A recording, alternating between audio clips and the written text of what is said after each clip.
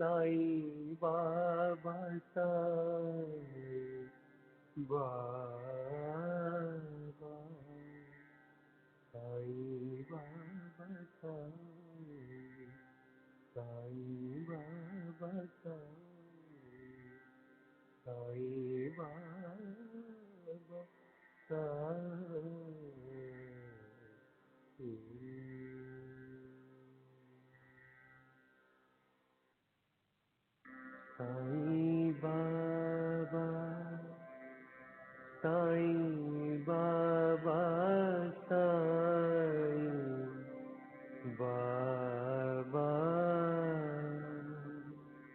साईं बाबा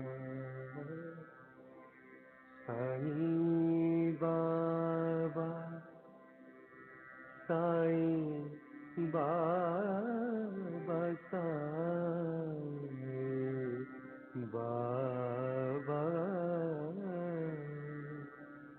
साईं बाबा साईं बाबा साईं बाबा साईं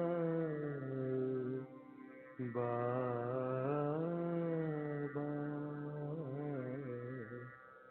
साईं बाबा साईं बाबा।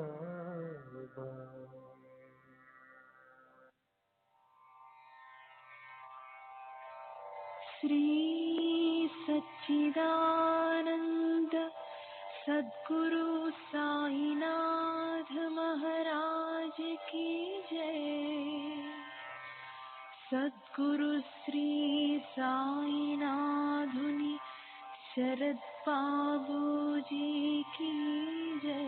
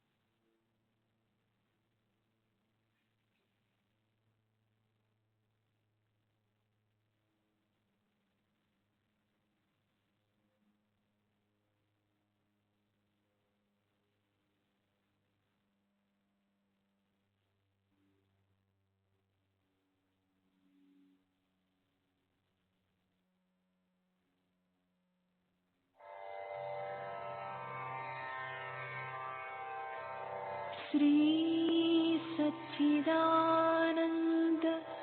सद्गुरु साईनाथ महाराज की जय। सद्गुरु श्री साईनाथुनि शरद बाबू जी की जय।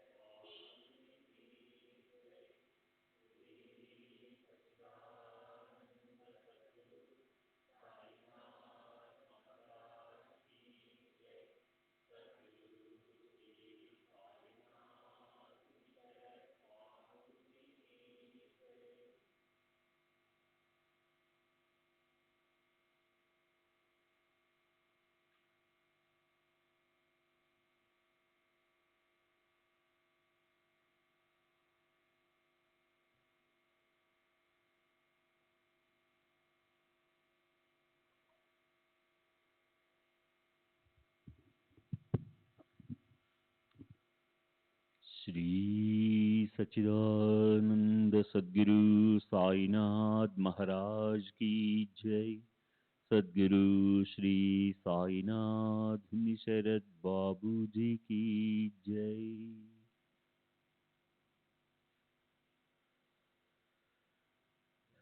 శ్రీ సాయినాథాయ నమః.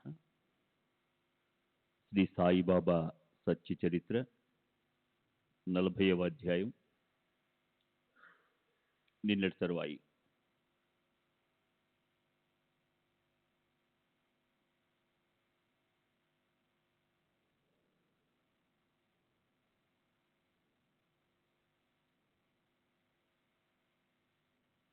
సన్యాసి ఇలా విన్నపం చేసుకోసాగాడు. ఈ కార్యం గట్టెక్కాలి. గోరక్షణ ధర్మకార్యం. మీ చేతగాక నాలాంటి పరాయి వాడి వల్ల అసలు కాస్తైనా పనవుతుందా? మీరు తాలూకా అధికారి, నేనేమో బికారిని. గోవులకు ఉపవాసాన్ని దూరం చేయడానికి లోకంలో గడప గడపని తిరుగుతున్నాను. మీరొక్క మాట అన్నారంటే నా పని చటుకునైపోతుంది.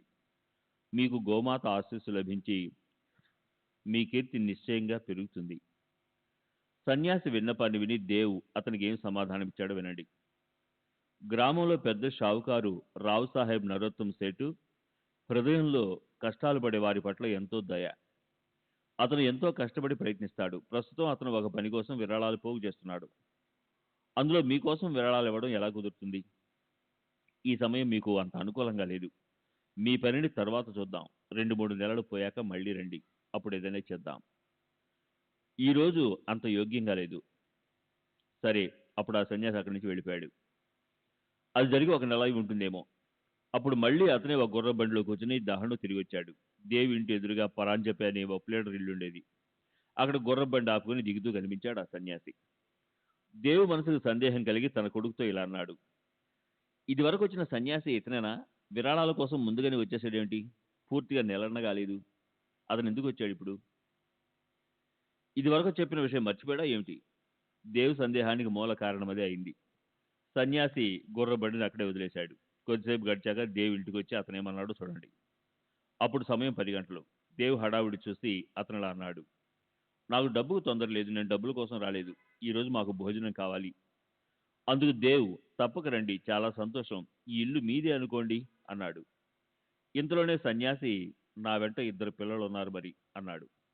అందుకు దేవ్ మరీ మంచిది అన్నాడు. భోజనానికి ఆలస్యం అవుతుందేమోనని దేవ్ సన్యాసిని ఇలా అడిగాడు. మీరెక్కడ బస చేశారు? నేను మీకు కబురు ఎక్కడికి పంపాలి? అందుకు సన్యాసి అంత అవసరం ఏముంది? నన్ను ఎప్పుడు రమ్మంటారో చెప్పండి. ఇక్కడ ఎన్ని గంటలు ఉండమంటే అప్పుడు వస్తాను అన్నాడు. అప్పుడు దేవ్ ఇలా చెప్పాడు. మంచిది, పిల్లలు వెంట పెట్టుకుని 12 గంటలు కానీ వచ్చి భోజనం చేయండి. సరే, అప్పుడు ఆ సన్యాసి వెళ్ళిపోయి సరిగ్గా 12 గంటలు కొట్టగానే తిరిగి వచ్చేశాడు. ముగ్గురు భోజనానికి కూర్చున్నారు. కడుపు నిండా తృప్తిగా తిన్నారు. వంటలన్నీ తయారయ్యాక తన సహచరులతో పాటు వచ్చిన సన్యాసిని బ్రాహ్మణుల పంక్తిలో కూర్చోబెట్టి యజమాని దేవ్ అతన్ని తృప్తిపరిచాడు.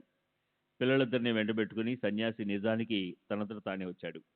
అయినా దేవుకి ఆ సన్యాసి ఇంతకు ముందు వచ్చి ఉండడం వల్ల ఆ కారణంతో మాయ పూర్తిగా ఆవరించింది. అందువల్ల అతను భోజనానికి వచ్చిన ఓ అతిథి అని మాత్రమే మనసులో మోహవృత్తి బలపడడం వల్ల అనిపించింది దేవుకి.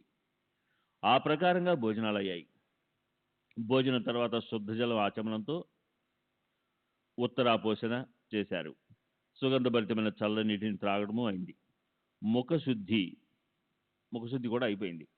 శిష్టాచారాన్ని అనుసరించి దేవ్ ఎదలో ఎల్లలు దాటిన సంతోష సౌరభాలతో ఆనందపూర్వకంగా గౌరవ పురస్కరంగా అందరికీ గంధము, పూలు, తాంబూలము, అత్తరు, పన్నీరు ఇచ్చాడు. సరే, వచ్చిన వాళ్ళంతా ఇళ్ళకి వెళ్ళిపోయారు. సన్యాసి కూడా తన వెంట తీసుకొచ్చిన పిల్లలతో కలిసి బసకు తిరిగి వెళ్ళిపోయాడు. ఆహ్వానించకపోయినా సన్యాసి అనుకున్నట్లు వచ్చి ఆ రోజు భోజనం చేసినప్పటికీ దేవుకి అతను బాబా అని అసలు అనిపించలేదు. అతని మనసులో సంశయం అలాగే ఉండిపోయింది. పిలవా పెట్టకుండా వచ్చిన ఆ ముగ్గురికి భోజనం కూడా వడ్డించినప్పటికీ అలా ప్రత్యక్షంగా జరిగినా దేవుకి ఇంకా సందేహమే. అతను జోగిని బాబా రాకకి అసలు రుజువు ఏమిటని అడుగుతూ ఉద్యాపన తీరిపోయాక జోగుకి ఉత్తరం రాశాడు. బాబా అలా ఎలా మోసగించారు? దహనుకు వస్తానని ఆయన అంత గట్టిగా ఎందుకు చెప్పారు? తాను తప్పక వస్తానన్న బాబా మాట ఎన్నటికీ అబద్ధం కాదు. కానీ అందుకు నాకు ఏ రకమైన రుజువు కనిపించడం లేదే. అసలు ఎందుకు ఇలా జరిగింది? నన్ను ఎందుకు ఇలా నిరాశ పెట్టారు? ఎంతో ఆశగా ఎదురు చూశాను, కానీ వారు వచ్చినట్లు ఏ అనుభవం కలగలేదు. గుండెల నిండా ప్రేమ నింపుకొని బాబాను ఆహ్వానించాను. అలా శరణు వెళ్ళిన నాతో వస్తానని చెప్పారు. అంతా తలక్రిందులైంది. ఇదంతా నాకేం అర్థం కావడం లేదు. పరతంత్రత వల్ల నేను షిర్డీకి రాలేనని ఈ ఉత్తరం రాశాను. అయినా తాము డహనుకు వస్తానన్నారని విని నేను అదృష్టవంతుడని అనుకున్నాను. అది వినగానే ఆయన ఏదో ఒక మిషతో ఏదో ఒక రూపంతో ఇక్కడికి వస్తారని అనిపించింది. కానీ అలా ఏమీ జరగలేదు. అందుకు నాకెంతో ఆశ్చర్యం కలుగుతుంది. జోగు ఈ వృత్తాంతమంతా సాయికి నివేదించాడు. అప్పుడు బాబా ఆశ్చర్యచకితులై, నా ముందు ఉత్తరం తెరిస్తే ఉత్తరం చదవకముందే మనసులో ఉన్న ఆలోచన ప్రత్యక్షంగా ఎదుట నిలబడుతుంది. నేను తప్పక వస్తానని చెప్పి నా మాటలతో మోసగించారని అతను అంటున్నాడు. తీరా అక్కడికి వెళ్ళాక అతను నన్ను గుర్తుపట్టలేదని అతనితో చెప్పు. అలాంటప్పుడు నన్ను పిలవడం ఎందుకు? లౌకిక దృష్ట్యా ఇక్కడి నుంచి నేను కదలలేదు, కానీ ఉద్యాపన భోజనం తిని వచ్చాను. ఇద్దరితో కలిసి వస్తానని చెప్పాను. అలాగే ఇద్దరిని వెంటబెట్టుకుని మరీ వెళ్ళాను. భోజనానికి ఇంకా సమయం ఉంది కాబట్టి నేను ఒక్కడే సావకాశంగా ముందే వచ్చాను. నీవు నా సన్యాస వేషాన్ని గుర్తుపట్టలేకపోయావు. ఈ రకంగా మొదట నేను వచ్చాను.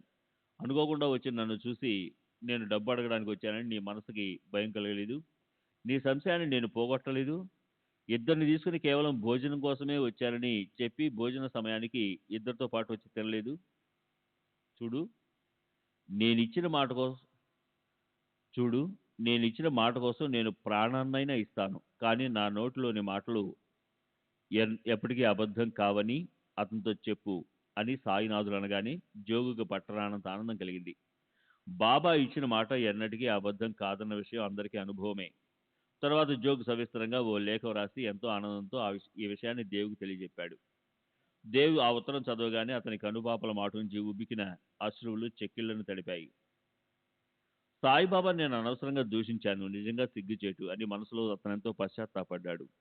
బాబా మహిమ నిజంగా గొప్పది, నాకు అన్నీ తెలుసన్న నా అహంకారం వ్యర్థం. కానీ సన్యాసే బాబా అయి ఉండొచ్చన్న ఆలోచన నాకు ఎందుకు రాలేదో నాకు అర్థం కావడం లేదు. అసలు బాబాకి షిరిడికి ఆహ్వానం పంపడానికి ముందే ఆ సన్యాసి ఇక్కడికి వచ్చాడు. అది కూడా అతని పని మీదే. అతను నన్ను కలవటంలో ఉద్దేశ్యం విరాళాలు పోగు చేయడం కోసమే. అతనికి కొంత వ్యవధి ఇచ్చి 2-3 నెలల తర్వాత తిరిగి రమ్మని చెప్పాను. ఆ సన్యాసి మళ్ళీ వచ్చి భోజనం పెట్టమంటే అతను బాబానే అయి ఉంటాడని నా మనసుకు ఎలా తెలుస్తుంది? కానీ బాబా ఓ మాట మాత్రం అన్నారు, భోజనం కోసం వచ్చేటప్పుడు తమతో పాటు మరి ఇద్దరు వస్తారని. అది నాకు గుర్తే లేదు. బాబాను ఆహ్వానించిన తర్వాత ఒకవేళ ఆ సన్యాసిని మొదటిసారి కలిసి ఉంటే, అదైనా భోజన సమయం కోసమే అయి ఉంటే అప్పుడు నా దృష్టి తికమకబడేది కాదు. కానీ అతను అంతకుముందు గోరక్షణ నిమిత్తం గోపోషణ కోసం డబ్బు పోగు చేయడానికి వచ్చాడు. సాయిబాబాను ఉద్యాపనకు ఆహ్వానించినది ఆ తరువాతే. కనుక అలా మాయలో పడిపోయాను. దానివల్ల ఇదంతా జరిగింది. ఇద్దరితో కలిసి వచ్చి భోజనం చేసిన తర్వాత కూడా ఆ సన్యాసి నాకు భోజనానికి వచ్చిన వాళ్ళలాగే కనిపించాడు. ఇది వరకు పరిచయం లేని వాళ్ళు ఎవరైనా ఇద్దరితో కలిసి భోజన సమయంలో అకస్మాత్తుగా వచ్చి ఉంటే ఖచ్చితంగా అది సాయే అనిపించేది నాకు. కానీ ఈ మహాత్ముల పద్ధతి ఇలాగే ఉంటుంది. వాళ్ళ చేతలు ఆశ్చర్యకారకం. వాళ్ళు అసంభవమైన లీలలను చేస్తారు. భక్తుల ఇళ్లలో జరగబోయే కార్యాలకు కావలసిన ఏర్పాట్లను వాళ్ళు స్వయంగా మొదలే చేసి పెడతారు. అనన్యంగా వాళ్ళ చరణాల్లో ఆసక్తులైతే భక్తుల కార్యసిద్ధి అలాగే హఠాత్తుగా అయిపోతుంది. మహాత్ముల పనులు మన ఊహకందవు. చింతామణి కోరిన కోరిక మాత్రమే తీరుస్తుంది. కల్పతరువు మనసులో అనుకున్న వస్తువులను ఇస్తుంది. కామధేనువు కోరిన పదార్థాలను మాత్రమే ఉత్పన్నం చేయగలదు. కానీ గురుజనని ఎప్పుడూ మనకు ఊహకు అందని విషయాలను కూడా లభింపజేస్తుంది. శ్రీ సచ్చిదానంద సద్గురు సాయినాథ్ మహారాజ్ की जय. सद्गुरु श्री साईनाथ शरद बाबू जी की जय.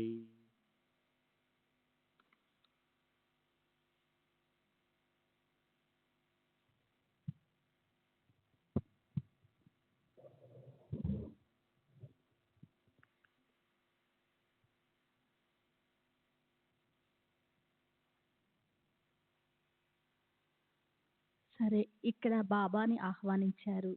ఆయన సన్యాసి రూపంలో ప్రకటమయ్యారు. అయితే ఆయన లీలా చమత్కారాలకు అంతులేదు. అప్పుడప్పుడు ఆయన పిలవకుండానే వస్తారు.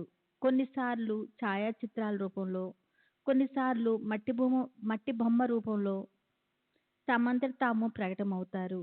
అలా ఆయన కృపకు అంతులేదు. ఈ విషయంలో నా అనుభవం వింటే శ్రోతలకు ఆశ్చర్యం కలుగుతుంది. సాయిబాబా లీలల మహిమ తెలుస్తుంది. నా ఈ కథ ఇంతకు ముందు ఎన్నడూ జరగనిది, ఎంతో విలక్షణమైనది.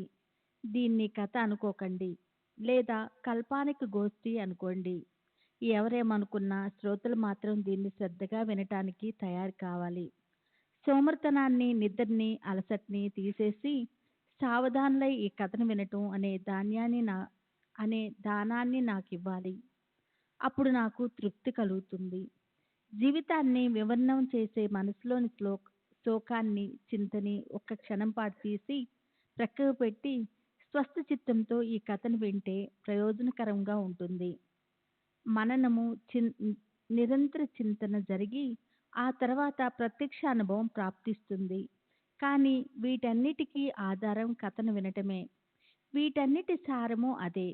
ఆ యోగం వల్ల అగ్నికెరటాలు ఎగిసిపడే సుఖదుఖాలతోనూ, ఉద్యోగంతోనూ, చింతలతోనూ నిండిపోయిన సంసారాన్ని ఖచ్చితంగా దాటిపోగలుగుతాం. క్రీస్తు శకం 1917 సంవత్సరం పాల్గొన మాసం పూర్ణిమ రోజున ప్రక్క మీద పడుకొని నిద్రిస్తున్నప్పుడు తెల్లవారుజామున నాకు ఒక కల వచ్చింది. సాయి చేసిన పని చూడండి. అందమైన సన్యాసి వేషంతో నాకు ఆయన దర్శనమిచ్చి నిద్ర లేపి ఇలా అన్నారు: ఈరోజు నేను భోజనానికి వస్తాను. కలలో లేపటం కూడా పూర్తిగా కలే. ఎందుకంటే నిద్ర లేచాక నేను గుర్తుకు తెచ్చుకోసాగాను. కళ్ళు తెరిచి చూస్తే అక్కడ సాయి లేరు. ఇంకా వేరెవరు కూడా లేరు. క్షణం ముందు అది స్వప్నము. మేల్కొన్న తర్వాత అసలేం లేదు. మనసులో ఈ నిశ్చయం కలిగాక స్వప్నావస్థ గుర్తుకు రాసాగింది. నాకు కించిత్తు కూడా విస్మరణ లేకుండా అందులోని ప్రతి అక్షరము గుర్తొచ్చింది. ఈరోజు నేను భోజనానికి వస్తాను అన్న చిన్మయ జ్యోతుల వెదజల్లే సాయిబాబా పలికిన మాటలు స్పష్టంగా విని నా మనసు నిండా ఆనంద మందారాలు వెల్లివిరిశాయి. ఈ విషయాన్ని నా భార్యకి చెప్పాను. ధ్యానంలోనూ మనసులోనూ సాయి చింతన మాత్రం నిరంతరం చేయటం నాకు అలవాటు. సాయిబాబాతో 7 సంవత్సరాల సుదీర్ఘ సహవాసం ఉన్నప్పటికీ ఆయన భోజనానికి వస్తారని ఎప్పుడూ ఆశ కానీ ఆలోచన కానీ కలగలేదు. సరే, నా భార్యకి నేను ఇలా చెప్పి ఉంచాను: ఈరోజు హోలీ పండుగ. పావుసేరు బియ్యము ఎక్కువ వండటాన్ని మర్చిపోకు. ఆమెకు అలా చెప్పాక ఆమె ఎందుకని అడిగింది. నేను ఇలా అన్నాను: ఈరోజు పండక్కి ఓ అతిథి భోజనానికి వస్తున్నారు. అందుకామె ఎవరొస్తున్నారు చెప్పండి అంది. అది తెలుసుకోవాలని ఆమెకెంతో ఉత్సాహం కలిగింది. కానీ నిజమైన కారణం నేను చెప్తే అది పరిహాసానికి నిమిత్తం అవుతుందని నాకు బాగా తెలుసు. అయినా నిజాన్ని దాచకూడదని శ్రద్ధగా జరిగిందంతా పూసగుచ్చినట్లు ఆమెకు నేను వర్ణించి చెప్పి ఇలా అన్నాను: ఇది శ్రద్ధను బట్టి ఉంటుంది. మన మనసుకి ఎంత తెలుసో అంతగా ఆ విషయం మనకు నిజమనో అబద్ధమనో అనిపిస్తుంది. అన్ని రకాలుగా ఇది మనసు మీద ఆధారపడి ఉంటుంది. ఆ రకంగా ఆమెకు విశ్వాసం కలిగించటానికి నేను ఎంతగా ప్రయత్నించినప్పటికీ ఆమె మనసుకది పట్టుకోలేదు. ఆమె ఇలా అంది: షిరిడీ నుంచి బాబా ఇంత దూరం మన దగ్గరికి ఎలా వస్తారు? మన భోజనం అనగా ఎంత? మన హోలీ పండుగ అనగా ఎంత?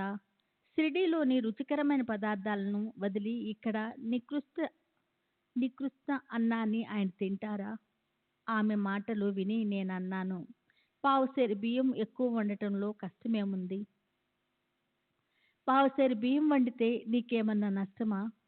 అతిథిగా ప్రత్యక్షంగా సాయే వస్తారని నీతో నేను కూడా అనటం లేదు. కానీ ఎవరో ఒకరు వస్తారని మాత్రం నాకు ఖచ్చితంగా అనిపిస్తుంది.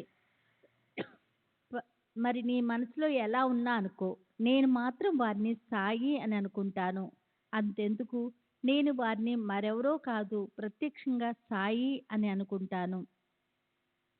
నా స్వప్నం తప్పక నిజమవుతుంది. సరే, మేము అలా మాట్లాడుకుంటున్నాము. ఆ రోజు మధ్యాహ్నం సమయంలో యథావిధిగా హోలీ పూజ పూర్తయ్యాక భోజనానికి పళ్ళాలు పెట్టారు. పిల్లలు, అల్లుళ్ళు, మనమలు, మనమరాళ్ళు, ఆప్తులు, మిత్రులు మొదలైన వాళ్ళ కోసం పీటలు వేసి అందమైన రంగురంగుల ముగ్గులు పెట్టారు. అందులో మధ్య భాగంలో ఒక పీట వేసి మిగిలిన వాటిలాగే సాయిబాబా కోసం ఒక పళ్ళెంలో వడ్డించారు. పళ్ళెం చుట్టూరా రంగురంగుల ముగ్గులు వేశారు. ప్రతి ఒక్క భోక్తకి చెంబు, పంచపాత్ర, ఉద్ధరణి పెట్టారు. అందరికీ ఒకేలా పెట్టారు. అప్పడాలు, వడియాలు, వడపప్పు, నోరూరించే ఊరగాయలు, పెరుగు పచ్చడి వడ్డించారు. అనేక రకాల కూరలు, పాయసం వడ్డించారు. వడ్డించడం పూర్తయింది. సమయం 12 అవటం చూసి భోజనం చేసేవారు అంటే ధార్మిక కార్యాలు లేదా భోజన సమయంలో శుద్ధతను పాటించడానికని వేరుగా పెట్టబడిన పట్టు వస్త్రం కట్టుకొని ఒక్కొక్కరు పీటల మీద కూర్చున్నారు. అయినా కూడా బయట నుంచి ఎవరూ రాలేదు. పళ్ళాల ముందు అందరూ వచ్చి కూర్చున్నారు. అన్నము, రొట్టెలు, పప్పు వడ్డించారు. మధ్య భాగంలో ఖాళీగా ఉన్న పళ్ళెం తప్ప అక్కడ ఏ లోటు లేదు. ఎవరో అతిథి వస్తారని అంతా ఎదురు చూస్తున్నారు. ఎంతసేపని ఎదురు చూస్తాం అని చివరికి నా మనసుకి సందేహం వచ్చి తలుపు గడియ వేశాను. వెంటనే అన్నశుద్ధి అంటే భోజన ప్రారంభంలో అన్నశుద్ధి అని అన్నము పప్పు మీద ఒక చెంచాడు నెయ్యి చేశారు. నైవేద్యం పెట్టి దేవలోకంలోని ప్రతిరోజు భోజనానికి పొందు అగ్నికి ఆహుతిచ్చే విధి. అనేక రకాల అన్నార్పణ సమయం వచ్చింది. ఇప్పుడు ఓం ప్రాణాయ స్వాహ, ఓం అపానాయ స్వాహ అని పంచప్రాణాలను ఆహుతిస్తున్నప్పుడు మెట్ల మీద చప్పుడైంది. ఎవరో రావు సాహెబ్ ఎక్కడున్నాడు అని అడిగారు. భోజనం కోసం పీటల మీద కూర్చున్న వాళ్ళు స్వస్థంగా కూర్చుండిపోయారు. దాన్ని ఆపేశారు. నేను అలాగే తలుపు దగ్గరికి వెళ్ళాను. ఎవరో వచ్చారని నెమ్మదిగా తలుపు గడి తీశాను. అప్పుడు మెట్ల మీద 2 వ్యక్తులు కనిపించారు. అందులో ఒకరు ఆలీ మహమ్మదు, రెండో వ్యక్తి సంత మౌలానా శిష్యుడు ఇస్మ్ ముజావరు.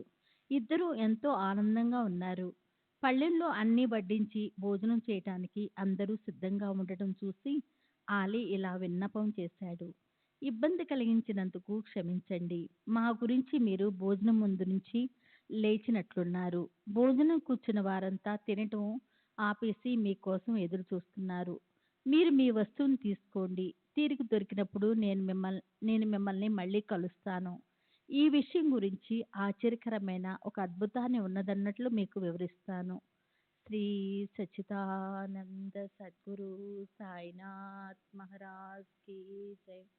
సద్గురు శ్రీ సాయినాథ్ శరత్ బాబూజీ కీ జై.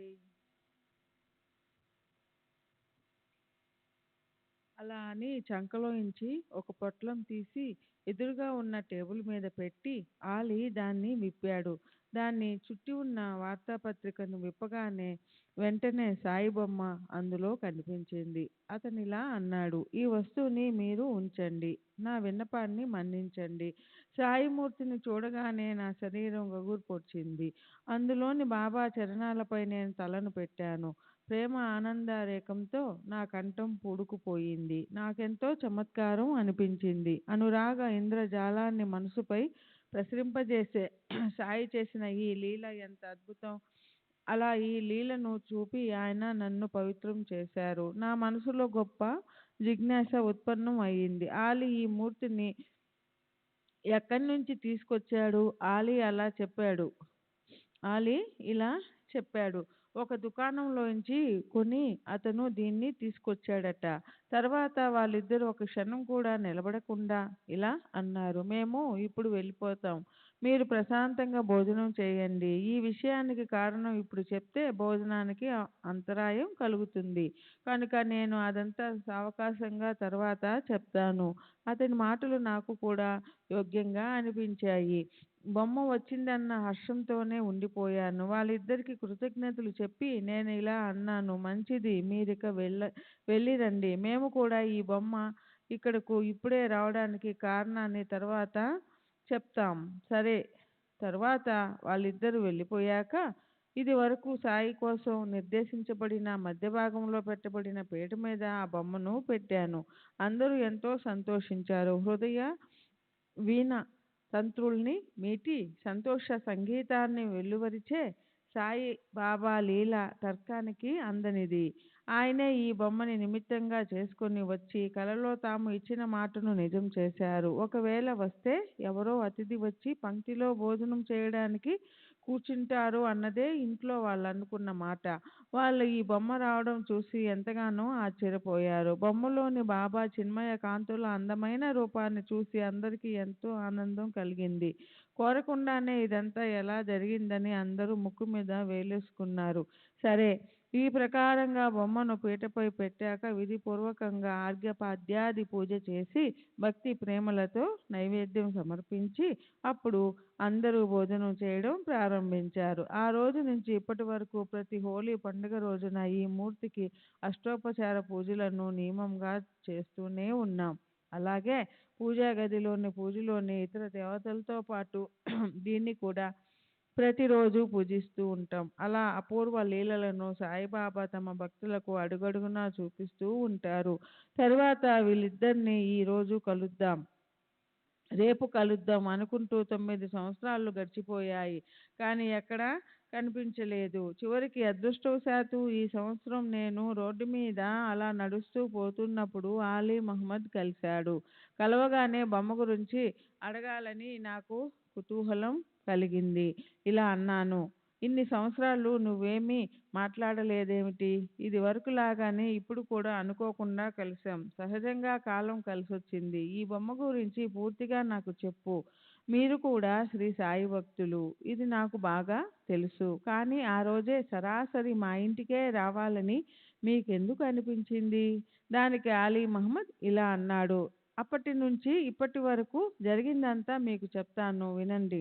సాయి లీల ఎంత అపూర్వమో ఆశ్చర్యకరకమో చూడండి. ఈ లీలకు అర్థమేమిటో, బాబా చేసిన ఈ పనికి కారణమేమిటో, భక్తి మర్మమేమిటో సాయిబాబాకే తెలియాలి. మనం ఎంతో శ్రేయస్కరమైన ఈ లీలను చెవులతో వినాలి, నోటితో చెప్పుకోవాలి. సరే, ఇప్పుడు తర్వాతి భాగాన్ని రాబోయే అధ్యాయంలో సవిస్తారంగా వివరించి చెప్తాను. శ్రోతలకు ఆనందం కలుగుతుంది. సాయి చరిత్ర ఖచ్చితంగా ఫలదాయకమైనది. ఎవరిని ద్వేషించని సాయి సదా ఆనందంతో పరిపూర్ణులై ఉంటారు. వారిని సదా అఖండంగా భజిస్తే మనకు సుఖము, సంతృప్తి కలుగుతాయి. మనసు వాసన రహితమవుతుంది. చాతక పక్షి తన కోసం మేఘాలను ప్రార్థిస్తుంది, కానీ మేఘం సకల సృష్టికి ఉండే దాహాన్ని తీరుస్తుంది. బాలాసాహెబ్ దేవ్ బాబాని ఆహ్వానించినట్లు బాబా కూడా భక్తులను పిలుస్తారు. భక్తుల పంక్తిలో శ్రోతలు కూడా కూర్చుంటారు. ఉద్యాపన కథను విని సాయి సాన్నిధ్యంలోని ఆనందాన్ని భుజించి తృప్తితో త్రేణుస్తారు. సాయిబాబా పిలవకుండానే ఎలా వస్తారో, మట్టి మూర్తి రూపంలో ఎలా ప్రకటమవుతారో, తమ దాసులను తమకు ఎలా కృతజ్ఞులుగా చేసుకుంటారో, అడుగడుగునా ఎలా మేల్కొల్పుతారో దీన్నంతా భక్తులు అనుభవిస్తారు. హేమాడు సాయికి శరణు వచ్చాడు. రాబోయే కథలో ఇదే చెప్పబడుతుంది. సాయి తమకు తాము యథేచ్ఛగా నిరూపించి ఈ వృత్తాంతాన్ని పూర్తి చేస్తారు. శరణన్న వారిని కరుణిస్తానని ఆయన ప్రతిజ్ఞ చేశారు. కనుక హేమాడు పంతు సాయి పాదాలను కౌగిలించుకుంటారు. సాయి కూడా అతన్ని తిప్పి పంపరు. సర్వులకి శుభమస్తు. ఈ ప్రకారంగా సత్పురుషులు, సజ్జనులు ప్రేరణ కలిగించిన భక్త హేమాడు పంతు రచించిన శ్రీ సాయి సమర్థుల సత్య చరిత్రలోని ఉద్యాపన కథా కథనం అనే పేరుగల 40వ అధ్యాయం ముగిసింది. శ్రీ సద్గురు సాయినాథార్పణమస్తు. శుభం భవతు. శ్రీ సచ్చిదానంద సద్గురు సాయినాథ్ సద్గురు శ్రీ సాయినాథ్ శరత్ బాపూజీ కీ జై. 41వ అధ్యాయం సాయి కృపానుగ్రహ దానం. బాంద్రాకి చెందిన ఆలీ మహమ్మద్ మీద సాయికున్న కృప. దహనుకు చెందిన బాలాసాహెబ్ దేవ్ మీద సాయి అనుగ్రహం చూపటం. శ్రీ గణేశునికి నమస్కారం. శ్రీ సరస్వతీదేవికి నమస్కారం. శ్రీ గురు మహారాజ్కి నమస్కారం. కులదేవతకు నమస్కారం.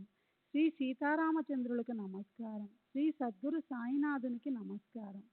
సాయిబాబా కథల్లోని మహిమ ఏమిటంటే శ్రోతలు గడిచిన కథానుసంధాన్ని లక్ష్యంలో పెట్టుకొని వినటానికి ఎంతో దక్షులుగా ఉంటారు కనుక వాటిని వినమని వారికి ఎలాంటి ఉత్తేజాన్ని కలుగచేయనవసరం లేదు. కథామృత రసధారలను తాగటానికి శ్రోతలే సావధానులై ఉన్న చోట శ్రద్ధను పెట్టమని ప్రార్థించవలసిన అవసరం ఏముంటుంది? వాళ్ళ మనస్సు ఎలాగూ ఏకాగ్రమై అయే ఉంది. తమ గురు మహిమను కీర్తించటంతోనూ వినటంతోనూ చిత్తవృత్తి నిర్మలమవుతుంది. ఆయన్ని స్థిరంగా ధ్యానించటంతో పాటు నామస్మరణ కూడా చేస్తుంటే అన్నిటికన్నా శ్రేష్టమైన నవ వసంత సుఖానుభూతి మన సొంతం చేయగల ఆయన రూపం ప్రకటమవుతుంది. గడిచిన అధ్యాయంలో ఒక వ్రత ఉద్యాపన సర్వ విధులతోనూ యథావిధిగా ముగియటం సాయిబాబా ప్రత్యక్ష గమనంతో పాటు దానిలోని అంతరార్థంతో సహా చెప్పబడింది. అలాగే ఇప్పుడు సాయి యొక్క మట్టి బొమ్మ అకస్మాత్తుగా ఎలా వచ్చిందో, అది సమయానికి ఇచ్చను ఎలా నెరవేర్చిందో వినండి. ఒక హోలీ పండుగ రోజు నేను ఈరోజు వస్తున్నాను, నాకు భోజనం పెట్టు అని కలలో చెప్పిన సాయిబాబా నా మనస్సులోని కోరికను తీర్చారు. ఈ కథను ఇదివరకే సవిస్తరంగా చెప్పబడింది. కానీ ఆ బొమ్మ సరిగ్గా ఆ సమయానికి ఎలా వచ్చిందో, ఈ చమత్కారం ఎలా జరిగిందో దాన్ని ఈరోజు శ్రద్ధగా వినండి. ఆలీ మహమ్మద్ వృత్తాంతాన్నంతా సవివరంగా చెప్పసాగాడు. ఇది అద్భుతం అనిపించింది. ఎంతో మనోరంజకమైన ఈ బాబా లీలలను అతను చక్కగా వివరించాడు. అందులో ఆలీ మహమ్మద్ హోలీ రోజున నేను మధ్యాహ్నం పూట భోజనానికి కూర్చున్న సమయానికే వచ్చి నన్ను అమలిన హాయిలో ఆనందపరిచారు. ఇది పూర్వకంత కొనసాగింపు. ఇప్పుడు శ్రోతలు జాగ్రత్తగా తరువాత వర్ణనను వినండి. సాయి సచ్చరిత్ర పాప పంకిలం నుంచి విముక్తి కలిగించిన పరమ పావన సుధా స్రవంతి. ఈ కథానుసుమం మత్తెక్కించే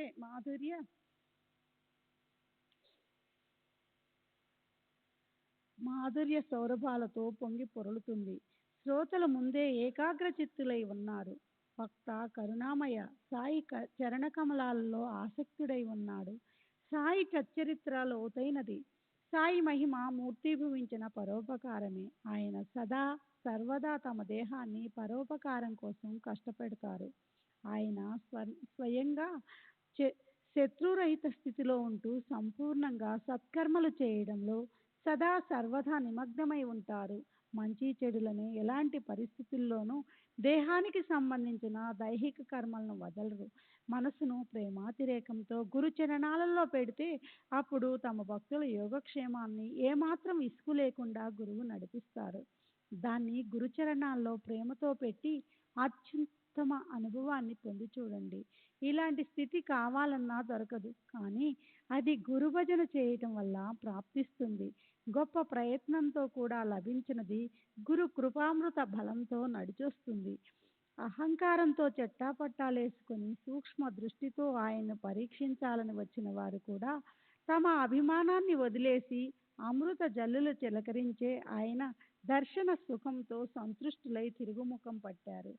భగవంతునికి అష్టైశ్వర్యాలైన యశస్సు, శ్రీ ఔదార్యం, జ్ఞానం, శాంతి, వైరాగ్యం అనే 6 లక్షణాలలో శ్రీ విష్ణువులాగా శ్రీ సాయి కూడా సంపూర్ణంగా ఉన్నారు. ఆహా, మన అదృష్టం గొప్పది. దానివల్ల విశ్వాసానికి చైతన్యం ఇచ్చే అంటే సాక్షాత్ పరమేశ్వరుడైన సాయి అర్చన, పూజ, భజనలు చేయకుండానే మనకు దర్శనమిచ్చారు. దేవుడు భక్తి వద్దే ఉంటాడంటారు జనులు.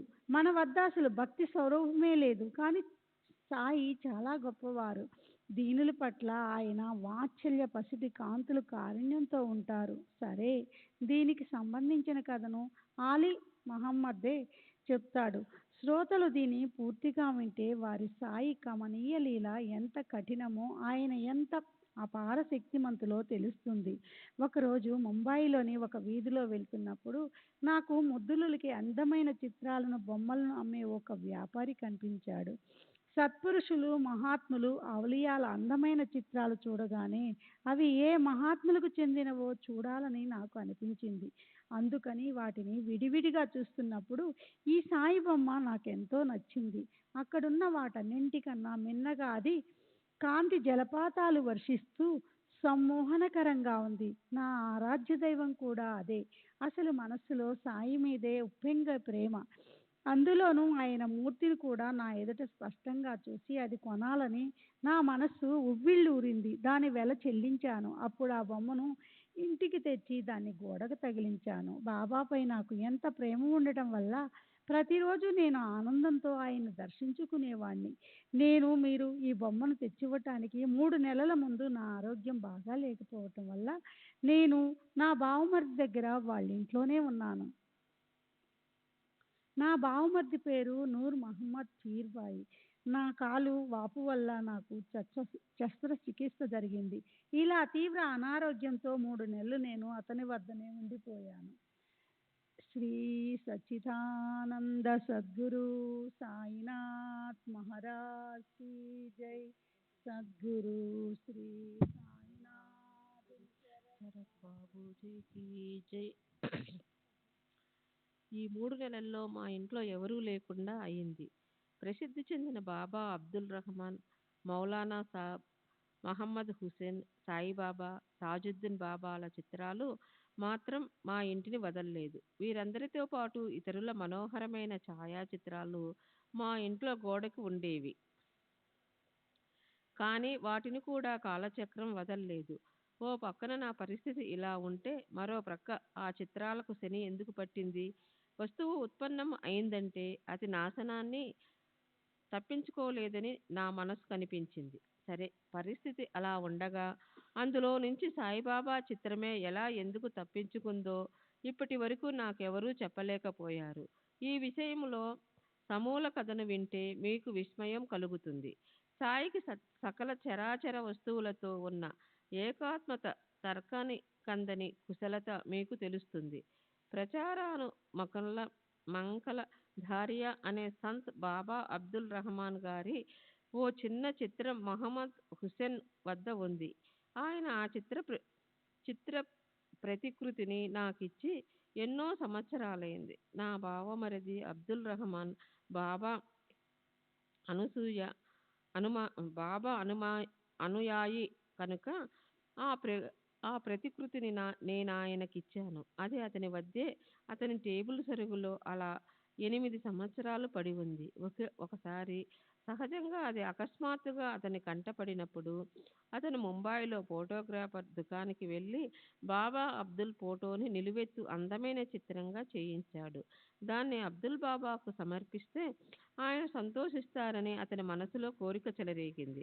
ఆ నిలువెత్తు చిత్రానికి మరిన్ని కాపీలు తీయించి వాటిని అతను తన మిత్రులకు పంచాడు. వాటిల్లో ఒక కాపీ నాకు ఇచ్చాడు. దాన్ని నేను ఇంట్లో గోడకు తగిలించాను. తరువాత ఒకసారి అబ్దుల్ రహమాన్ దర్బారు నిండుగా ఉన్నప్పుడు నా బావమరిది నూర్ మహమ్మద్ ఆ అందమైన చిత్రాన్ని ఆయనకు పూజ్యభావంతో సమర్పించబోయాడు. ఆ చిత్రాన్ని చూడగానే అతని కోరికను తెలుసుకున్న అబ్దుల్ రహమాన్ ఎంతో కోపంతో మండిపడి అతన్ని కొట్టడానికి లేచారు. అతన్ని అవమానించి అక్కడి నుంచి వెళ్ళగొట్టారు. దాంతో నూర్ మహమ్మద్ మనసును విషాదం అలుముకుంది. అతన్ని విచారపు కారు చీకటి ఆవరించింది. తరువాత ఎంతో దీనంగా, ఉదాసీనంగా, నిరాశ నిండిన మనసుతో డబ్బుకు డబ్బు పోయింది, గురుకృప కూడా గాలికి ఎగిరిపోయింది. ఇప్పటి వరకు గురుకృపను సంపాదించాను, కానీ ఇప్పుడు ఆయనకు కోపం తెప్పించాను అనే భీతి యుక్త అంతఃకరణతో ఆ చిత్రాలను నీటిలో పడేయటం మొదలుపెట్టాడు. ఇక ఈ మహాత్ముల చిత్రపటాలు ఇంట్లో ఎంత మాత్రం ఉండకూడదు. వీటి వల్లే నేను గురుప్రేమను కోల్పోయాను. ఊరికే ఈ అనవసరమైన పనులు చేయటమెందుకు? ఈ చిత్రాల వల్ల నా గురువు కోపగించారు. నాకు అన్ని రకాలుగా నష్టం కలిగింది. వాటితో నాకు ప్రయోజనం ఏమిటి? ఇది కూడా ఒకలాంటి విగ్రహారాధనే. ఇది నా గురువుకి నచ్చదు. ఆయనకు కోపం కలిగించే ఈ బొమ్మలని నేనెందుకు పెట్టుకోవాలి? ఈ చిత్రాల కోసం చాలా డబ్బు ఖర్చయింది. కానీ వీటిని ఇప్పుడు నీళ్ళల్లో వదలటం తప్ప మరో మార్గం లేదు. తరువాత మా బావమరిది ఆ చిత్రాన్ని ఎవరడిగినా ఇవ్వకుండా తాను స్వయంగా నీళ్ళల్లో పడేయటానికి రేవుకు వెళ్ళిపోయాడు. అతను అపోలో రేవుకు వెళ్ళి బాడుగకు ఓ నావను తీసుకుని పోగలిగినంత దూరం లోపలికి వెళ్ళిపోయి ఆ చిత్రాన్ని సాగర గర్భంలో ముంచేశాడు. అప్పుడు అతను అంతటితో ఆగక వాంద్రాకు వచ్చి అక్కడ అదే పని మొదలెట్టాడు. మిత్రులకు, ఆప్తులకు అందరికీ విన్నవించి తానిచ్చిన ఫోటోలను తిరిగి తీసుకొన్నాడు. వారితో ఇలా అన్నాడు: బాబా అబ్దుల్ కోపగించారు. మీ దగ్గరున్న ఫోటోలు నాకు తిరిగిచ్చేయండి. ఆ ఫోటోలను నీళ్ళల్లో వేసేయాలి. నా దగ్గర నుంచి కూడా తానిచ్చిన కాపీ తీసుకొన్నాడు. నా సోదర సోదరులకు ఇచ్చినవి కూడా హస్తగతం చేసుకొన్నాడు. ఆ ప్రకారంగా మొత్తం 6 కాపీలను తీసేసుకున్నాడు. ఆ 6 చిత్రాలను తీసుకుని వాంద్రానగర సముద్ర తీరానికి కోపంగా వెళ్ళిపోయాడు. ఓ బేస్తవాన్ని పిలిపించి ఆ చిత్రాలన్నిటినీ అతనికిచ్చి సముద్ర జలంలో పారేయించాడు. నేను కూడా అప్పుడు అనారోగ్యంతో బాధపడుతూ అతని ఇంట్లో ఉన్నాను. నాకు కూడా అతను అదే ఉపదేశించాడు. ఈ పటాలతో కష్టాలొస్తాయి. ఇవన్నీ చుట్టచుట్టి వీటన్నిటినీ నువ్వు సముద్రంలో పడేసినప్పుడే నీ రోగం నిశ్చయంగా తగ్గిపోతుంది. అది విని నేను కూడా నా గుమాస్తాని పిలిపించి అతని చేతికి నా ఇంటి తాళం చెవి ఇచ్చి మహాత్ముల చిత్రపటాలనన్నిటినీ తెప్పించి నా బావమరిదికి ఆ పనిని అప్పగించాను. అతను తన తోటమాలిని పిలిపించి వాటిని అతనితో వెంటనే చెంబాయ్ దేవాలయం దగ్గరున్న సముద్ర జలంలో పడేయించాడు. తరువాత 2 నెలలు గడిచి నా ఆరోగ్యం కుదుటపడిన తరువాత నేను మా ఇంటికి తిరిగి వెళ్ళినప్పుడు నాకెంతో ఆశ్చర్యం కలిగింది. నా కళ్ళను నేను నమ్మలేకపోయాను. మీకు నేనిచ్చిన చిత్రం మునుపటిలాగానే తలుపుకు ఎదురుగా గోడకు అలాగే వేలాడుతుండటం చూసి నా మనసుకెంతో విస్మయం అనిపించింది. ఈ రోజు నా గుమస్తా చిత్రాలన్నీ తెచ్చాడు. మరి ఈ చిత్రపటం ఇక్కడ ఎలా ఉండిపోయింది? త్వరగా నేను దాన్ని తీసి అలమారాలో దాచిపెట్టాను. ఇది నా బావమరిది దృష్టిలో పడితే అతను దీన్ని వెంటనే నీళ్ళల్లో ముంచటానికి తీసుకుపోతాడన్న భయం కలిగింది నా మనసుకి. కానీ ఈ చిత్రపటాన్ని నేను మా ఇంట్లో పెట్టలేను. ఎందుకంటే దాన్ని ఒకవేళ నా బావమరిది చూస్తే అతను స్వయంగా తీసుకెళ్లి నీళ్ల పాలు చేస్తాడు. అలా అని దాన్ని ఎవరో భక్తులు కాని వారికి నిస్సందేహంగా ఇవ్వలేను. అది నాకు సమంజసం అనిపించలేదు. అలా బాగా ఆలోచించకుండా దాన్నెవరికైనా ఇచ్చేస్తే దానికి చక్కగా పూజోపచారాలు జరగకపోతే మనసుకు నిరంతరం అస్వస్థత కలుగుతుంది అన్న చింత మనసును తొలుస్తూ ఎంతో కాలం అలా ఉండిపోయింది. శ్రీ సచ్చిదానంద సద్గురు సాయినాథ్ మహారాజ్ కీ జై.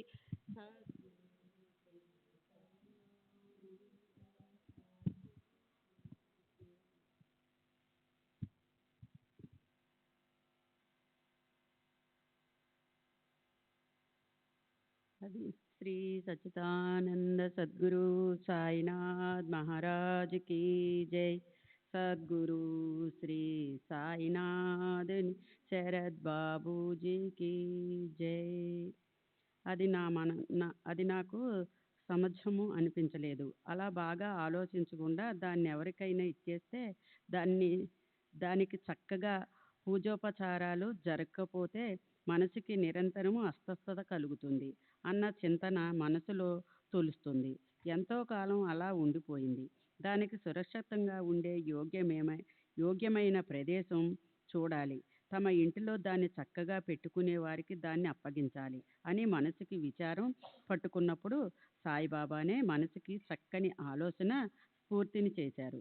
ఇప్పుడు మౌలానా దర్బార్కి పోయి ఈ సంగతి ఇస్ముకి చెప్పాలని నేను తొందరగా పీర్ మౌలానా దర్బార్కి వెళ్ళాను.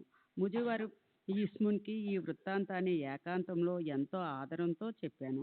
మేమిద్దరము మీ దగ్గర మాత్రమే ఇది సురక్షితంగా ఉంటుందని నిర్ణయించుకున్నాము. ఆ రోజునే మేమిద్దరము మనసులో నిశ్చయించుకుని ఈ సాయి సమర్థుల చిత్రపటాన్ని మీ దగ్గర ఉంచాలని, స్వయంగా మీకే అర్పించాలని, అప్పుడే అది సురక్షితమైన చోటులో ఉంటుందని చేసుకున్న ఆ నిశ్చయాన్ని అనుసరించి ఆ మూర్తిని మేము మీకు ఆధారపూర్వకంగా ఇచ్చాము. ఆ రోజు మీరు భోజనం చేయబోతున్నారని నేను అలాగనే తిరిగి వచ్చేసాను. ఈ సుదీర్ఘమైన కథను వినడానికి అప్పుడు మీకు సమయం లేదు. తరువాత సావధానంగా దాన్ని మీకు చెబుదామన్న ఆలోచన మనసులో పెట్టుకుని నేను తిరిగి వచ్చాను. ఇవాళ రేపో అనుకుంటూ 9 ఏళ్ళు గడిచిపోయాక మనము ఈరోజు ఒకరినొకరం కలుసుకోగలిగాము. అందువల్ల ఈ కథ అంతా గుర్తొచ్చింది.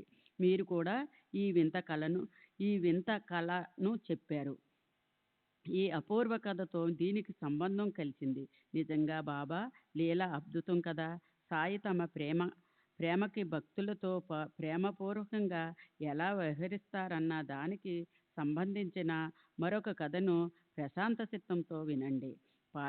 పారమార్థికమైన నిజమైన ప్రేమ ఉండేవారి మీద బాబాకి ఎంతో ప్రేమ. వారి ఇబ్బందులను తొలగించి ఆయన వారికి స్వానందాన్ని చేసేవారు. దీని గురించి బాళాసాహెబ్ దేవికి సంబంధించిన ఒక మధురమైన అనుభవం ఉంది. బాబా అతను పట్టిన ఒక శపథనాన్ని పరిపూర్ణ చేసి అతని మనసులోనే వాంఛితాన్ని నెరవేర్చారు. అతనిలోని భక్తిని తీవ్రతం చేశారు. పగటిపూట ఉదర నివారణ చేసుకోవడానికి ఉద్యోగం చేయడం తప్ప మరో గత్యంతరం లేదు. కానీ కనీసం రాత్రిపూటైనా పారమార్థిక సాధన చేద్దామంటే అందులో అవాంతరాలు ఎందుకు రావాలి? జ్ఞానేశ్వర్ని ప్రతిరోజు చదవాలని అతనికి ఎన్ని రోజుల నుండో మహా కోరిక. కానీ ఏదో ఒక అవాంతరం వచ్చి అతని చేత ఆ పని కాలేదు.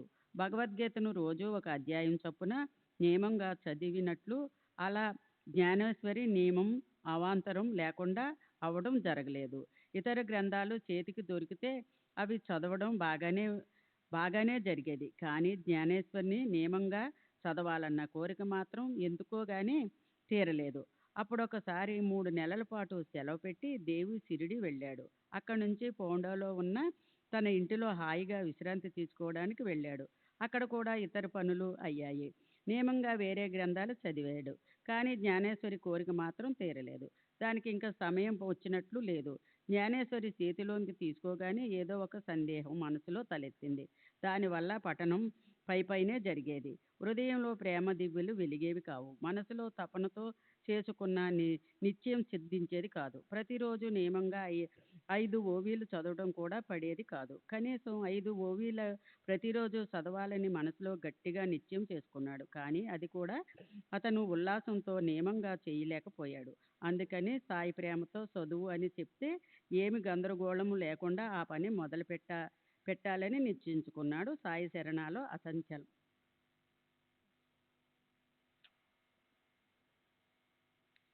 విశ్వాసం ఉందని దేవికి ఆయన ఆజ్ఞాపించినప్పుడే జ్ఞానేశ్వరు చదువుతానని ఊరుకున్నాడు దేవు. శ్రీ సచ్చిదానంద సద్గురు సాయినాథ్ మహారాజ్ కీ జై. సద్గురు సాయినాథుని బాబూజీ की जय. श्री सच्चिदानंद सद्गुरु साईनाथ महाराज की जय. सद्गुरु श्री साईनाथ शरद పూజీ की जय. సరే, అప్పుడు మహోదయ పర్వం, వ్యతిపాద యోగం, పుష్యమాసం, అమావాస్య తిథి కలిసి రావటం. ఆ కాలంలో పుణ్యమైన పనులు చేస్తే అధిక ఫలం లభిస్తుంది. వచ్చేక క్రీస్తు శకము 1914వ సంవత్సరం ఫిబ్రవరి నెల వచ్చింది. అక్క చెల్లెళ్ళు మొదలైన వారినందరినీ తీసుకొని గురుపూజ చూడాలన్న కుతూహలంతో దేవ్ షిరిడి వచ్చాడు. అక్కడ బాపూసాహెబ్ జోగ్ అతన్ని, ఏమైంది, మీరు ప్రతిరోజు జ్ఞానేశ్వరి ఎందుకు చదవటం లేదు అని అడిగాడు. దానికి దేవ్ ఏమని సమాధానం ఇచ్చాడో వినండి. జ్ఞానేశ్వరి చదవాలని నాకు ఎంతో కోరికగా ఉంది. కానీ అది కుదరటం లేదు. బాబా చదవమని చెప్పినప్పుడే నేనది చదువుతాను. దానికి జోగ్ ఓ ఉపాయం చెప్పాడు. జ్ఞానేశ్వరి గ్రంథాన్ని తెచ్చి సాయిబాబా చేతికిచ్చి దాన్నాయన మీకు తిరిగి ఇచ్చినప్పుడు మీరు చదవండి. అందుకు దేవ్, నాకు ఏ ఉపాయమూ అవసరం లేదు. బాబాకి నా మనసు తెలుసు. అలాంటప్పుడు ఆయన నా మనసులోని కోరికను ఎందుకు తీర్చరు? చదవమని స్పష్టంగా ఎందుకు చెప్పరు అన్నాడు. తరువాత సాయి సమర్థుల దర్శనం చేసుకుంటున్నప్పుడు దేవ్ ఆయనకి ₹1 సమర్పించాడు. దానికి బాబా ఇలా అన్నారు, ఒకటే ఇచ్చావేంటి, 20 ఇవ్వు. అదేవిధంగా దేవ్ 20 రూపాయలు తెచ్చిచ్చాడు.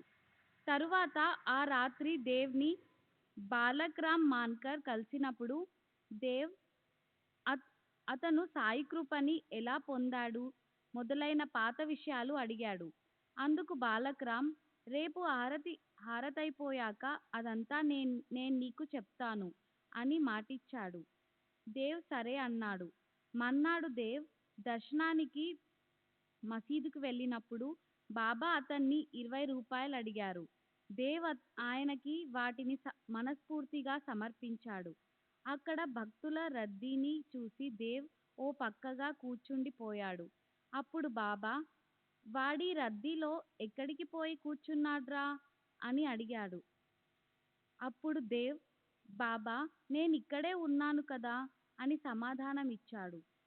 అప్పుడు బాబా, నువ్వు నాకు 7 రూపాయలు ఎందుకు ఇచ్చావు అన్నారు. దేవ్, 20 ఇచ్చాను కదా అన్నాడు. బాబా, బాబా 70 డబ్బెవరిది అన్నారు. అందుకు నీవే బాబా అన్నాడు. తర్వాత బాబా, మరి నువ్వు నాకు దూరంగా పారిపోయావెందుకురా? ఇక్కడికి ఇలా దగ్గరగా రా, హాయిగా నా దగ్గర కూర్చో అన్నారు. ఆ ఆజ్ఞననుసరించి దేవ్ మనస్ఫూర్తిగా అక్కడకు వెళ్ళి ఆయనకు దగ్గరగా కూర్చున్నారు. శ్రీ సచ్చిదానంద సద్గురు సాయినాథ్ మహారాజ్ కీ జై. సద్గురు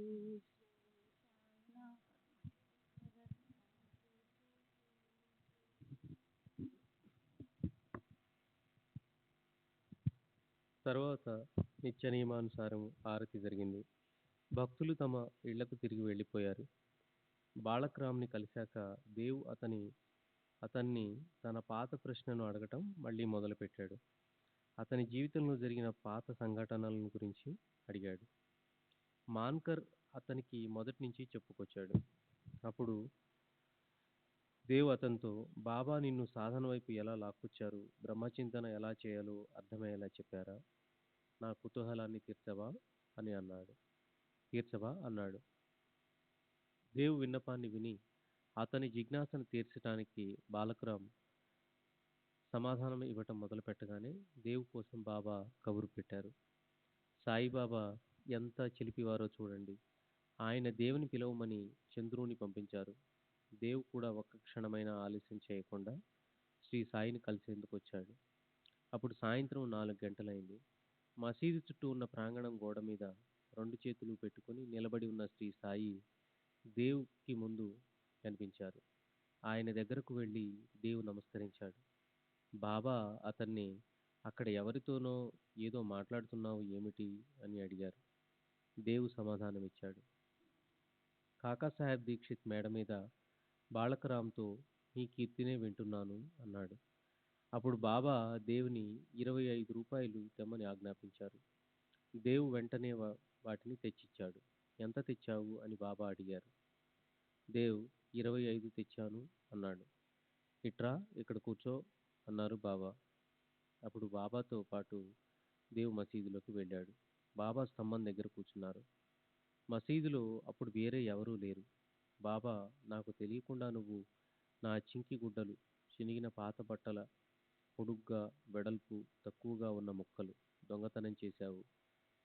నాకు చింకి గుడ్డల గురించి తెలియదు అని ఒట్టేసి చెప్పాడు దేవ్.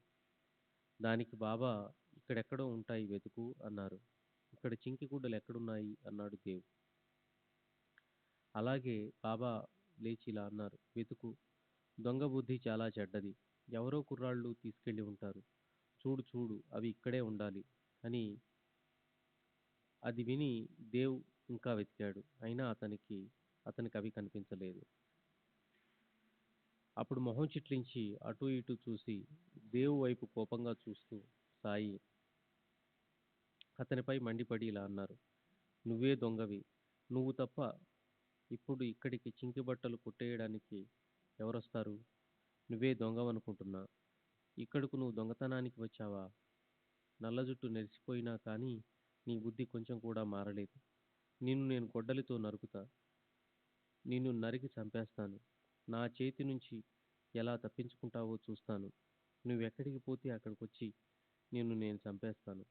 ఇంటి నుంచి షిరిడీ వచ్చింది ఇక్కడ దొంగతనం చేయటానికా? ఇదిగో తీసుకో నీ డబ్బు. నా చింకి బట్టలు తెచ్చివ్వు. సాయిబాబా క్రోధంతో కందిపోయారు. అమ్మలక్కల బూతులు తిట్టారు. తిట్లు, శాపనార్థాలు పెట్టారు. కోపంతో మండిపడ్డారు. ఈ ప్రకారంగా సాయిబాబా కోపించటం చూసి దేవ్ ఆసక్తిగా ఆయన వైపు చూస్తూ దిగ్భ్రాంతితో మౌనంగా నిలబడిపోయారు. దేవ్ బాబా దగ్గర దేవ్ ఒక్కడే ఉన్నాడు.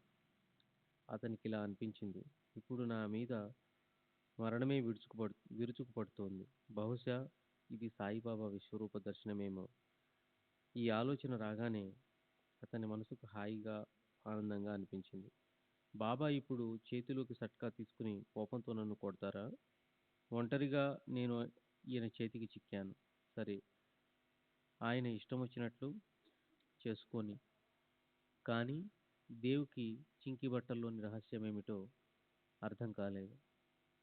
ఇక్కడి నుంచి వెళ్ళిపో అని బాబా అనగానే అతను మసీదు మెట్ల పక్కకు తప్పుకున్నాడు. చింకి బట్టలు అన్న దానిలో నిగూఢమైన భావాన్ని దేవు తెలుసుకోలేకపోయినట్లే నేను కూడా దాన్ని తెలుసుకోగల సమర్థుణ్ణి కాదు. శ్రీ సచ్చిదానంద సద్గురు సాయినాథ్ మహారాజ్ కీ జై. సద్గురు శ్రీ సాయినాథుని శరత్ బాబూజీ కీ జై.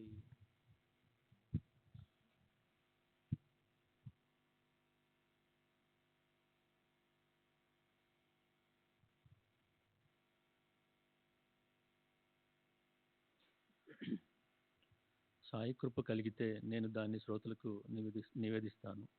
తరువాత ఓ 12 నిమిషాలయ్యాక దేవ్ బాబా దగ్గరకు వచ్చాడు. తిట్లు, శాపనార్థాలు నడుస్తూనే ఉన్నాయి. బాబా ఇలా అన్నారు: పైకెందుకు వస్తున్నావు? వెళ్ళు, వాడాకి వెళ్ళిపో. దేవ్ ఆ ఆజ్ఞను శిరసావహించి ఆయన పాదాలు స్పృశించి వాడాకి తిరిగి వెళ్ళిపోయాడు. జరిగిన వృత్తాన్నంతా యథాతథంగా జోక్కి, బాల్కీరామ్కి సవిస్తారంగా వర్ణించి చెప్పాడు.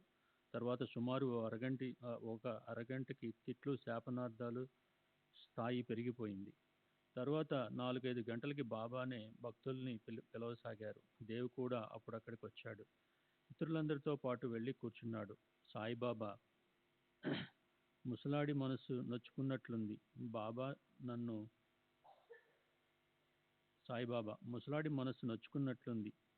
బాబా నన్ను ఎంతగానో శాపనార్థాలు పెట్టారు. అసలు చింకి బట్టల విలువెంత అని అతను అనుకుంటాడేమో కానీ చింకి బట్టలు దొంగతనం చేశాడు కనుక అంతకంటే నాకు వేరే దారి లేకపోయింది. అందుకే తిట్టకుండా ఉండలేకపోయాను. సరే, అల్లాయే అన్నీ చూస్తాడు, అంతన్నీ బాగు చేస్తాడు. తరువాత క్షమాస్వభావం కల సాయి దేవుతో, ఓ అన్నా, దక్షిణ ఇస్తావా అన్నారు. దేవ్ ఎంత తీసుకురాను అన్నాడు. బాబా వెంటనే 12 తీసుకురా అన్నారు. దేవ్ దగ్గర నోట్లే ఉన్నాయి. చిల్లర దొరకలేదని అతను బాబాతో ఆ మాటే చెప్పాడు. అప్పుడు బాబా, ఉండనీలే, నాకొద్దు. పొద్దున నువ్వు నాకు రెండు సార్లు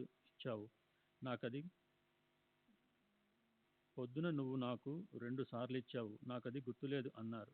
అయినా దేవ్ రూపాయి నాణేలు సంపాదించి వాటిని బాబాకి ఇచ్చాడు. అలాగే బాబా పాదాలకి నమస్కరించాడు. అప్పుడు బాబా పెదవుల నుండి జాలువారిన సుధారస వాహిని వినండి. ఏంటిరా, ఏం చేస్తున్నావు? ఏం లేదు అని దేవ్ అనగానే బాబా దేవుని ఆజ్ఞాపించారు. నియమంగా గ్రంథ పారాయణ చెయ్యి. వాడాకి వెళ్ళి కూర్చుని నిత్యము నియమంగా పారాయణ చెయ్యి. చదివేటప్పుడు మిగతా వాళ్ళకి భక్తిభావంతో దాని అర్థాన్ని కూడా చెప్పాలి. పట్టు జరీ శాలువా నీకివ్వటానికి నేను కూర్చుని ఉండగా చింకి పీలికలు దొంగలించటానికి నువ్వెందుకు పోతున్నావు? దొంగతనం చేసే ఈ అలవాటు నీకెందుకురా? సరే, గ్రంథాన్ని చదవమన్న సాయి నోటి నుండి వచ్చిన మాటలు విని దేవ్ మనసుకి అందులోని అంతరార్థం తెలిసి అతనెంతో సంతోషించాడు. బాబా ఆజ్ఞను ప్రమాణంగా భావించి ఆ రోజు నుండి జ్ఞానేశ్వరి నిత్యము చదవటాన్ని, ఇతరులకు ప్రవచించటాన్ని ప్రారంభించాడు. श्री सच्चिदानंद सद्गुरु साईनाथ महाराज की जय। सद्गुरु श्री साईनाथ निसरत बाबू जी की जय।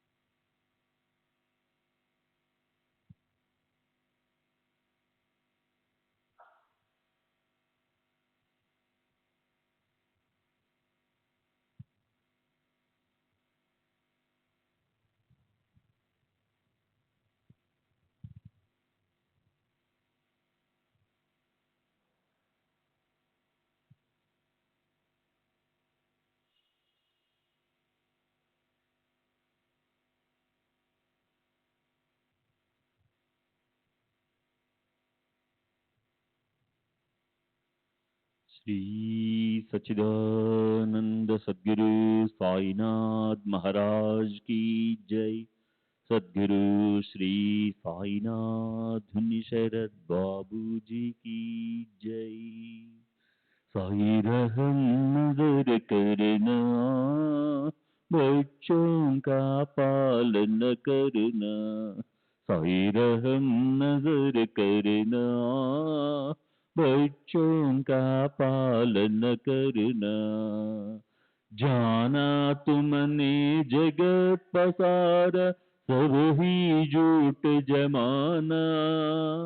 जाना तुमने जगत पसारा, सब ही झूठ जमाना। साई रहम नजर करना, बच्चों का पालन करना।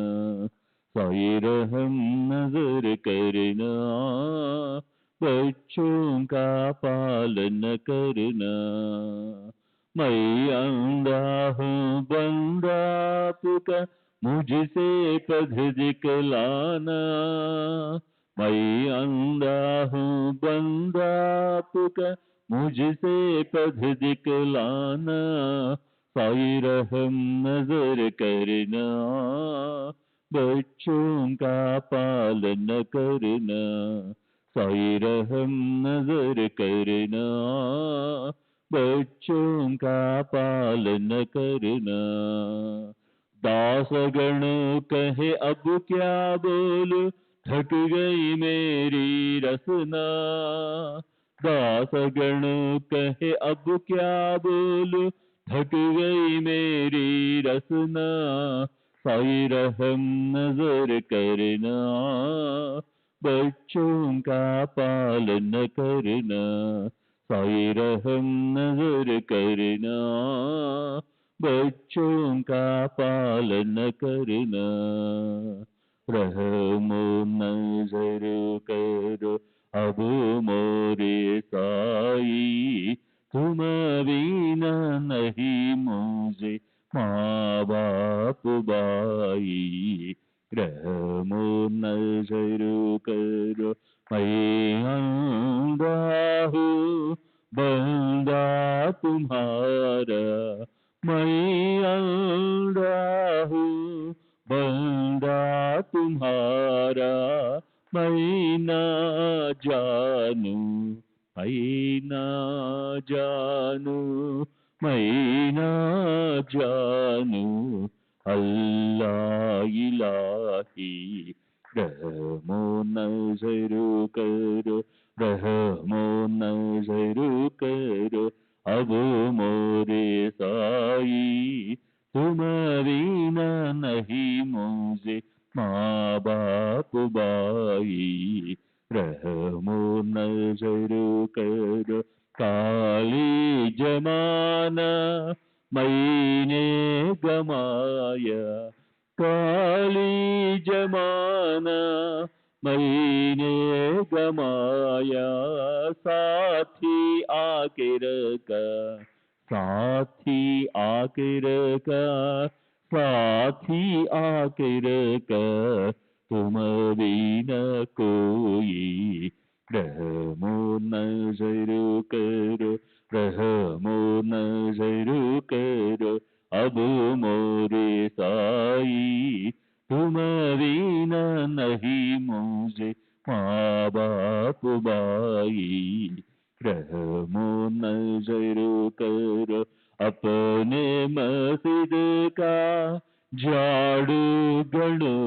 है अपने मस्जिद का झाड़ू गणो है मालिक हमारे मालिक हमारे मालिक हमारे तुम बाबा साई रहमो नजर करो रहमो नजर करो अब मोरे साई तुम बिना नहीं मुझे माँ बाप बाई रहमो नजर करो। श्री सच्चिदानंद सद्गुरु साईनाथ महाराज की जय। सद्गुरु श्री साईनाथ निशरद बाबू जी की जय।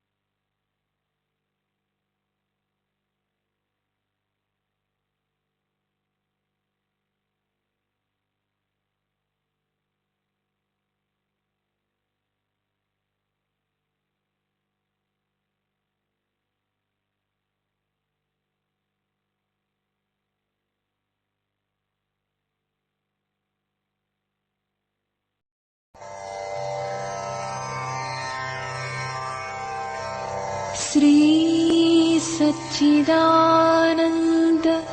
सद्गुरु साईनाथ महाराज की जय। सद्गुरु श्री साईनाथुनि शरद बाबू जी की जय।